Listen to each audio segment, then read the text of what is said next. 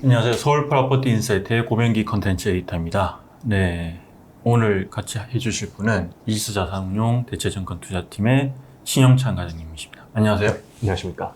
네, 저희 댓글을 봤는데 네. 호텔 리츠 투자한 밑에다가 뭘 하는지 설명 좀 해주고 하라고 그렇게 해가지고 저희 사실은 이제 어쨌든 이 리츠에 관심 많으시는 분들 보는데 그분은 뭐 호텔 산업에 종사하시는 분이었던 것 같아요. 네. 좀 낯설어 하시는 것 같은데 네, 저희는 이제 일단 뭐 리츠 시장에 대한 이야기를 나누고 있고요. 저희가 댓글을 보면 국내 리츠도 다뤄달라는 분들이 꽤 많은데 사실 국내 리츠는 이제 상장 종목들의 주가 뭐 어쨌든 직접적으로 저희 투자를 권하기도 좀 힘들기 때문에 맞습니다. 해외 리츠도 안 하긴 하지만 실은 해외 리츠 위주로 좀 소개를 해드리고 있고요. 또 요즘에 투자자들이 사실은 국내뿐만 아니라 해외도 투자를 많이 하잖아요.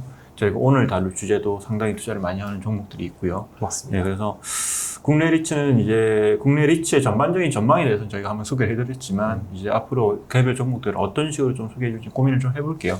일단은 글로벌 리츠부터 점점 확대를 해보도록 하겠습니다. 네, 오늘 아마 이게 섹터 기준으로 보면 되게 생소할 거예요, 이 리츠는. 맞습니다. 네, 어떤 섹터인가요?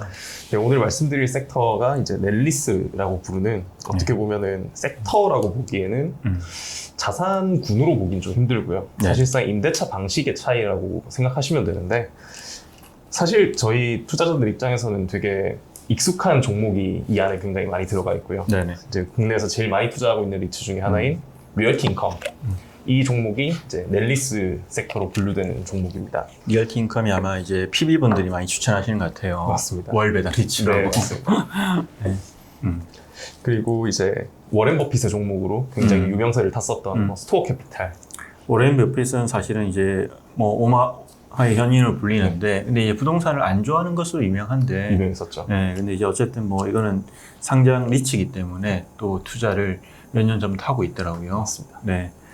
근데 뭐 일단 그런 종목도 얘기를 해야 되지만 그 전에 이 넷리스 되게 생소할 것 같아요. 뭐 이건 오피스나 아니면 물류나 리테일은 그냥 이 직관적으로 이제 뭔가 이제 그려지는 형상이 있을 텐데 이건 그려지는 형상도 없을 것 같고요. 맞습니다. 네. 그래서 먼저 넬리스라는 임대차 방식이 어떻게 구성되어 있는지를 먼저 말씀을 드려야 할 것 같은데 이제 일반적으로 이제 임대차 계약을 하게 되면은 임차인들은 임대료를 내게 되고요. 네. 나머지 이제 자산을 보유를 함으로써 나타나는 다른 비용들, 뭐 세금이나 보험료라던가 다른 유지보수 비용 같은 경우에는 보통은 임대인인 건물주가 내는 경우가 네. 일반적입니다. 다만 이제 이 넬리스라고 하는 이 섹터 자체는 이 비용 중의 일부를 임차인이 대신 내게 되는 그런 구조로 짜여져 있고 그렇기 때문에 조금 독특한 어떤 섹터의 자산을 가지고도 할 수 있는 네. 독특한 임대차 방식이라고 생각해 주시면 될 것 같습니다. 이런 임대차 방식을 하는 이유는 이유가 뭘까요?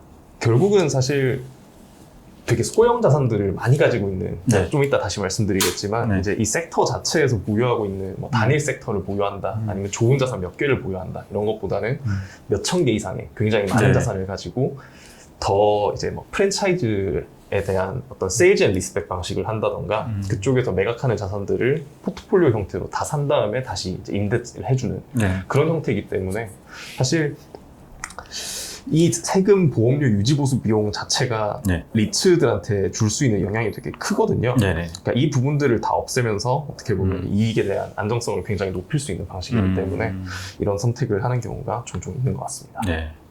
넷리스가 이제 뭐 이게 또 넷리스도 여러 개로 나뉘잖아요. 맞습니다. 이게 뭐 싱글, 네. 더블, 트리플 이렇게 나뉘는데 어떤 차이가 있는 건가요? 보통 이제 아까 말씀드렸던 이 추가로 나오는 비용들이 세금, 보험료, 유지보수 비용 이렇게 세 개를 말씀드렸었는데 그러니까 임차인이 임대를 시작하면서 임대료 외에 세금을 같이 내게 되면 네네. 싱글 넷 리스라고 하고요. 거기에서 보험료를 같이 내게 되면 세금과 보험료를 같이 내게 되면 더블 넷 리스라고 네. 하고 여기에 유지보수 비용까지 다 임차인이 그 지불하는 구조가 되면은 트리플 넷 리스라고 부릅니다. 그럼 싱글과 더블과 트리플 구조에 따라서 장단이 또 있겠네요. 맞습니다. 네. 하지만 일반적으로 이제 저희가 얘기를 할 때 넷리스라고 하면은 이제 세금, 보험료, 유지보수 비용을 전부 임차인이 지급하게 되는 트리플 넷리스를 일반적으로 말씀을 드리고요. 네. 더블이나 싱글 같은 경우에는 이제 트리플에 비해서 채용되는 범위가 굉장히 좁습니다. 이게 한국과 비교하면 어때요? 한국도 일단 상장 리츠 기준으로 봤을 때 네. 이제 트리플 넷 리스가 라고 부를 수 있는 종목들이 있을까요? 아, 네, 맞습니다. 사실 이게 규모를 같이 말씀을 드려야 될 것 같은데 이제 미국 같은 경우에는 이 넬리스라는 섹터를 별도의 섹터로서 이제 판단을 하고 있고 그 규모만 해도 약 150조 원이 넘는 수준이고요. 네네. 사실 굉장히 크죠. 국내랑 그렇죠. 비교를 하면 네. 굉장히 큰데 이제 우리나라에서도 SK리츠나 롯데리츠 아니면 코람코 에너지리츠 같은 종목들이 보유하고 있는 자산들은 다 트리플 넷 방식으로 운영을 네네. 하고 있는 경우가 굉장히 네. 많습니다. 그래서 SK리츠나 롯데리츠 같은 경우에는 이제 스폰서인 주식회사 SK랑 뭐 롯데가 그러니까 롯데쇼핑이 이제 이 자산들을 전체 다 임대차를 계약을 하고 거기에서 발생하는 비용들도 다 이제 임차인이 지급하는 그런 식으로 계약은 하고 있지만 사실 이걸 넬리스 섹터라고 부르기에는 아직 국내에서는 시장 규모가 굉장히 작기 때문에 그렇죠. 이제 이런 임차 방식 자체가 하나의 섹터로서 인정을 받기에는 문제가 좀 아직 너무 작기 때문에 그렇죠. 그러니까 실은 이제 뭐 이게 결국 이제 사모 펀드 운용사들도 이제 넷리스 상품도 만들잖아요. 맞습니다. 작년에 KKR도 그런 사례가 있었고 실은 이제 거의 뭐 사실 워낙 크기 때문에 하나의 섹터가 있는 것 같아요. 미국에서는. 맞습니다. 네. 예, 제일 유명한 종목인 이 리얼티 인컴 자체만도 시가총액이 50조 원 가까이 되기 때문에 약 그러면 이제 전체 이제 넷리스 리치 한 3분의 1이 되는 거네요. 아까 거의 그 150조라고 정도는, 하셨으니까. 네, 맞습니다. 그렇죠? 네. 이 리얼티 인컴이 아까 저희가 잠깐 얘기했던 이제 한국 투자들이 정말 좋아하는 맞습니다. 종목인데 사랑하는 종목이죠. 얼마나 많이 투자하고 있을까요? 지금 국내 투자자들이 보유하고 있는 해외 자산 수탁 기준으로는 탑 이제 30위 안에 들어있는 굉장히 전체 전체 종목에서요? 네, 맞습니다. 전체 종목 중에 이제 30위 안에 들어있는 굉장히 좀 개인 투자자들이 굉장히 많이 들어가 있는 종목이고요. 비슷한 순위에는 어떤 게 혹시 있을까요? 비슷한 순위에 있는 종목들이 대부분 약간 그 유명한 그 미국 테크 종목들, 테크 종목들. 네, 그런 네. 종목들이 대부분 비슷한 위치를 차지하고 있습니다. 이게 사실은 이제 아마 많이 하는 이유가 이 리얼티 인컴의 IR 자료를 보면 그 회사 이름 바로 밑에 네. 더 멀리 디비던 컴퍼니라고 적혀 있어요. 맞습니다. 이제 월 배당 리츠인데 맞습니다. 스스로도 이 부분에 대한 자부심 상당히 많이 느끼고 있고요. 또 아마 월 배당이 꾸준히 이제 우상향했을 거예요, 맞죠? 맞습니다. 네. 그 점이 아마 제일 매력인 것 같아요. 이게 굉장히 안정적인 구조를 이것도 이제 조금 이따가 장단점 부분에서 더 자세하게 말씀을 드리겠지만 굉장히 안정적인 이 구조를 가지고 있기 때문에 네. 이 회사가 이제 배당 귀족주라고 불리죠. 이제 디비던드 아리스토크래시라고 네네. 이제 분류되는 네. 기준이 따로 있는데 25년 이상 임대료를 그러니까 배당을 계속 올려줬었어야 이제 네네. 들어가는 매달. 네, 맞습니다. 이걸 지금 이 종목이 들어가 있고요. 음. 그 월배당도 이제 리얼티 인컴뿐만 아니고 이제 EPR 프로퍼티스라던가 네. 아니면은 어그리 리얼티라는 이제 다른 넬리스 섹터에 있는 종목들도 월배당을 지급하는 경우가 타 섹터에 비해서 월등히 높습니다. 그렇죠. 이게 넷리스 리츠가 실제로 월 배당 리츠가 많아요. 이제 그런 이유도 이제 안정적인 배당이 이제 맞습니다. 예측 가능성이 높기 때문에 약간 맞습니다. 그런 거겠죠. 아마 포트폴리오도 보면 개수도 되게 많을 것 같고요. 굉장히 많습니다. 네. 자산에 대해서 네. 조금 더 이제 말씀을 드리면은 일반적으로 저희가 넬리스라고 할 때 제일 먼저 떠올리는 종목 이제 리얼티 인컴을 생각하면은 네. 대부분이 리테일이죠. 그것도 굉장히 소형 리테일 같은 월그린스 같은 편의점들도 이제 네네. 몇백 개, 몇천 개 이렇게 들고 있고 달러 스토어라고 이제 국내로 치면 약간 다이소 같은 느낌의 네네. 그런 매장들도 굉장히 좀 많이 보유를 하고 있습니다. 그래서 일반적으로는 이런 리테일이나 굉장히 좀 소형 오피스 같은 종목 그런 자산들을 넬리스 섹터에서 되게 많이 가지고 있는데 네네. 그뿐만 아니고 이제 굉장히 국내 투자자들에게는 좀 생소할 수 있는 섹터들도 넬리스로 가지고 있는 경우가 많거든요. 이제는 좀 익숙해진 이제 WP 캐리라는 종목이 가지고 있는 네. 물류창고도 전체 자산의 한 절반 정도 네. 되는 경우가 있고 주유소 국내랑 비슷하게 이제 코람코 에너지 리츠나 그쵸. SK 리츠가 보유하고 있는 네. 그런 주유소를 가지고 있는 게티 리얼티라는 회사도 있고요. 실제로 이게 게티 리얼티는 코람코 에너지 리츠의 롤모델, 맞습니다. 벤치마킹 맞습니다. 대상이었어요. 네. 아직은 좀 거리가 멀지만 음. 좀 더 가까이 붙지 않을까 언젠가는 기대를 하고 있고요.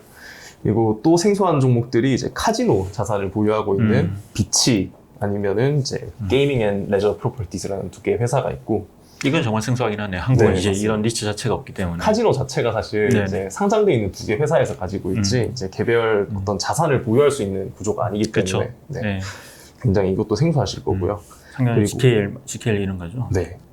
그리고 우체국만 가지고 있는 리츠도 있습니다. 아, 우체국이요? 네. 근데 미국도 우체국은 약간 사양 사람 아닌가요? 그 USPS라고 하는 네. 그냥 국내로 치면 우정사업본부죠. 네. 그러니까 그 이제 USPS에서 가지고 있는 자산들만 산 다음에 다시 USPS에 임대해주는 그런 개념으로 움직이는 이제 포스탈 리얼티 이름부터 이제 우체국의 냄새가 물씬 풍기는 그런 종목도 있고요.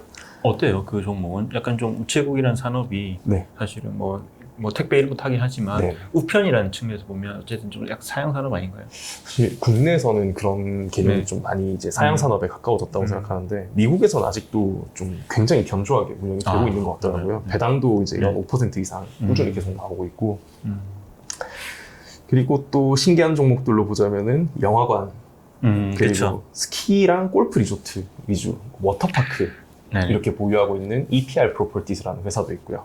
실제 이 EPR 프로퍼티스는 이제 이번에 이제 뉴욕에서 했던 리치 위크 때 봤는데 이제 그 약간 체험 관련 어떤 주로 맞습니다. 해가지고 이제 코로나 19가 이제 뭐 이제 어느 정도 지나가고 있으니까 기대감을 가져도 좋다 뭐 그런 얘기를 많이 하더라고요. 맞습니다. 네. 그래서 사실 저희도 되게 주목하고 있는 종목 중에 하나고 그리고 또 이제 세이프홀드라고 땅만 가지고 있는 것도 있어요. 아 그런가? 네, 그라운드 리스라고 부르는데 네네네.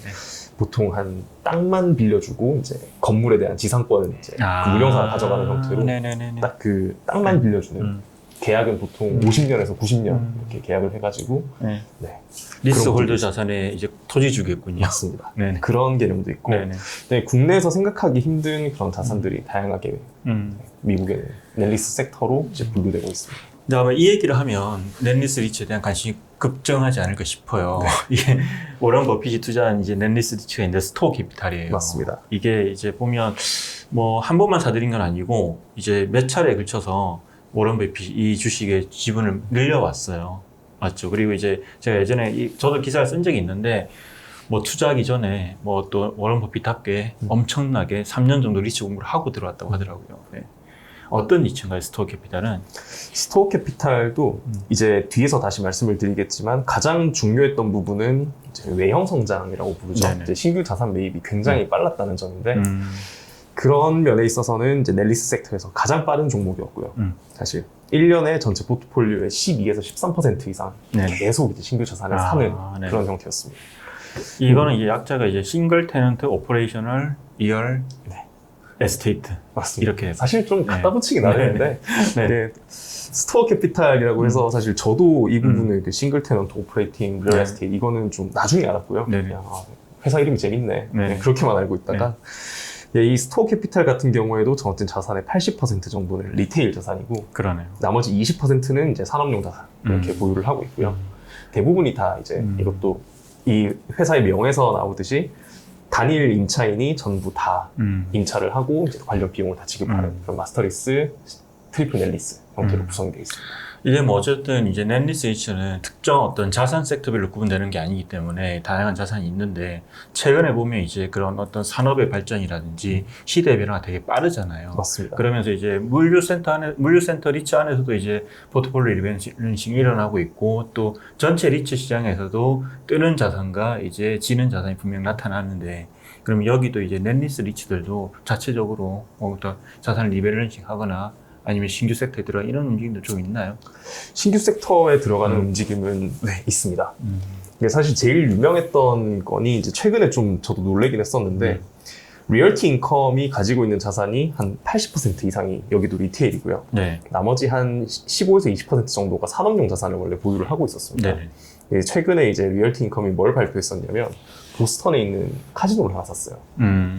앙코어가 보유하고 있는 카지노를 하나 샀는데 네. 그건 어떻게 보면 지금까지 한 번도 진출하지 않았던 자산에 대한 투자기도 하고 네. 기존에 이미 비치랑 게이밍 앤 레저 프로퍼티즈라는 카지노 리츠가 있음에도 불구하고 어떤 새로운 영역에 들어갔다라고 하면서 이제 기존의 투자를 하고 있던 네. 소형 리테일 자산들에 대한 좀 이제 투자를 그만하겠다는 뜻인지에 대한 문의가 의문이 좀 있었죠.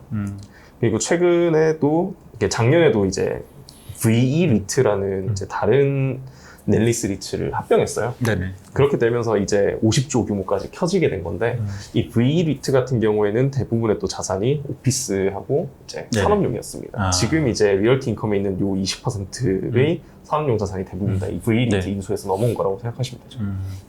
뭐 합병했던 얘기 나오시니까 사실 최근에 M&A도 되게 많았어요. 맞습니다. 넷리스 시장에서. 예. 결국 규모 키워가지고 이제 그래서 더 이제 아마 이제 리얼티 인컴이 더 커진 것 같은데. 맞습니다. 예.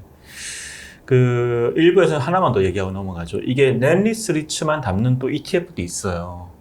네. 제가 이제 그때 예전에 써서 이제 기억이 나는데 네네. 펀더멘털 인컴 넷리스 리얼 에스테이트 ETF라고 NETL이라고 하는데 작년에 올해는 제가 주가를 확인을 못했는데 작년에는 상당히 견조하게 올랐어요.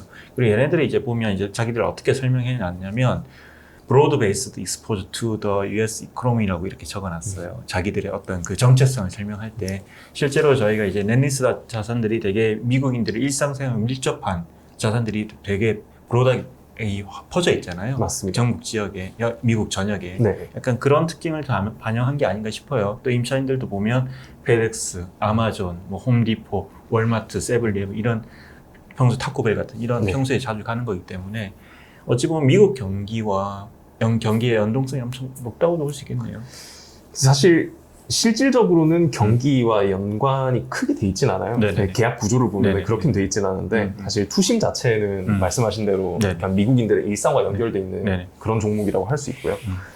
말씀하셨던 대로 이제 굉장히 일상에 접해 있는 회사들을 임차인으로 두고 있고 자산군 자체도 뭐 리테일, 오피스, 뭐 물류창고, 주유소, 카지노, 우체국, 영화관 이런 걸 다 가지고 있기 때문에 그 섹터 자체가 그 말씀하신 그 ETF 자체가 어떻게 보면 그냥 미국에 투자한다, 그쵸. 바이 네. US다라고 네네. 보셔도 무방할 것 같습니다. 지금 현재 보니까 넷리스 리츠 ETF가 한 24개 종목으로 구성되어 있네요. 네.